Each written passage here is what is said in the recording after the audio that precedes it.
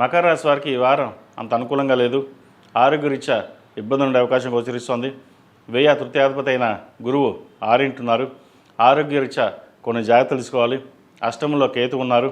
వృత్తి ఉద్యోగంలో కొన్ని మార్పులు చోటు చేసుకుంటాయి. వ్యాపారపరంగా అంత కలిసి రాదు.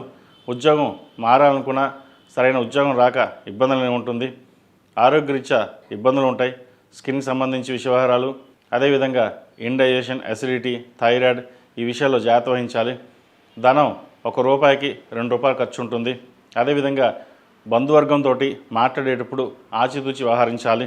కుటుంబ పరంగా చిన్న చిన్న ఇబ్బందులు ఏవైతే ఉన్నాయో అవి జాగ్రత్త వహించడం చెప్పదగినది. పంచమ దశమాధిపతి అయిన శుక్రుడు వ్యయంలో ఉన్నారు. జీవిత భాగస్వామితో చిన్నపాటి విభేదాలు వచ్చే అవకాశం లేకపోలేదు. వాటి విషయంలో జాగ్రత్త వహించాలి. సంతానం అభివృద్ధి బాగుంటుంది. సంతానానికి మంచి ఉద్యోగం వచ్చే అవకాశం గోచరిస్తోంది. ముఖ్యంగా ప్రభుత్వ ఉద్యోగం కోసం ప్రయత్నం చేస్తున్న వారికి అభివృద్ధి బాగుంటుంది. సంతానం సంబంధం చూసి వివాహం చేయాలనే వారికి వివాహ ప్రయత్నాలు ప్రారంభించవచ్చు. అదేవిధంగా సంతానం కోసం ప్రయత్నం చేస్తున్న వారికి ఒక మంచి శుభవార్తను వింటారు. ఎన్నో కాలంగా పూజలు పునస్కారాలు చేసాం, ఆ భగవంతుడు దయ కరుణ కలిగింది మనకి, చక్కగా శుభవార్తను వినమన్న భావన ఎక్కువగా ఉంటుంది. ఈ రాశిలో నిర్మించిన విద్యార్థులకు కాలం చక్కగా ఉంది. విద్య మీద శ్రద్ధ బాగుంటుంది. పేరు ప్రఖ్యాతలు తెచ్చుకోవాలనే భావన ఎక్కువగా ఉంటుంది. అదేవిధంగా ఎవరిని నొప్పించకుండా మన కష్టం మనం పడాలి, మంచి ఉద్యోగం తెచ్చుకోవాలనే భావన ఎక్కువగా ఉంటుంది. ఈ రాశిలో నిర్మించిన స్త్రీలకు వృత్తి ఉద్యోగాల పరంగా, వ్యాపార పరంగా సానుకూలంగా ఉంటుంది. ముఖ్యంగా ఉద్యోగ సంబంధించిన వ్యవహారాలు సానుకూలంగా ఉంటుంది. ఆరోగ్యం పట్ల కొన్ని జాగ్రత్త తీసుకోండి.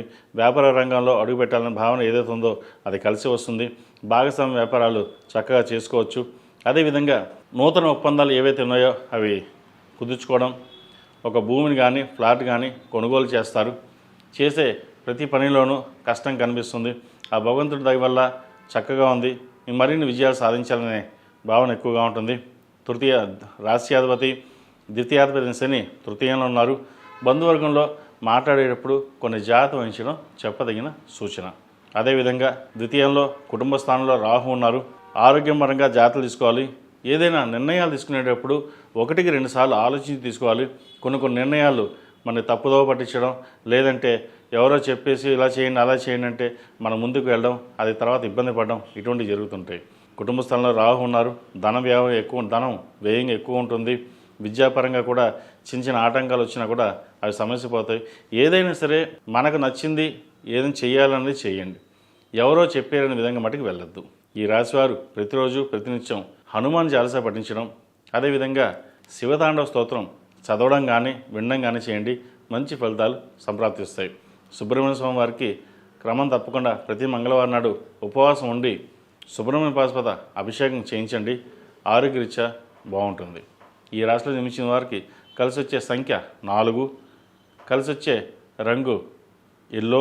ఏదైనా పని మీద బయటకు వెళ్ళినప్పుడు శనివారం కానీ మంగళవారం అడిగిన వెళ్ళండి. మంచి ఫలితాలు సంప్రాప్తిస్తాయి. ఈ పూజస్టోర్.in పసుపు కుంకుమ నుంచి దేవతా విగ్రహాల దాకా అన్ని రకాల పూజలు, వ్రతాలు, గృహప్రవేశం, హోమాది శుభకార్యాలకు కావాల్సిన పూజా సామాగ్రి అంతా ఒక్కొక్క క్లిక్ తోనే మీ ఇంటి వద్దనే పొందండి. ఈ పూజస్టోర్.in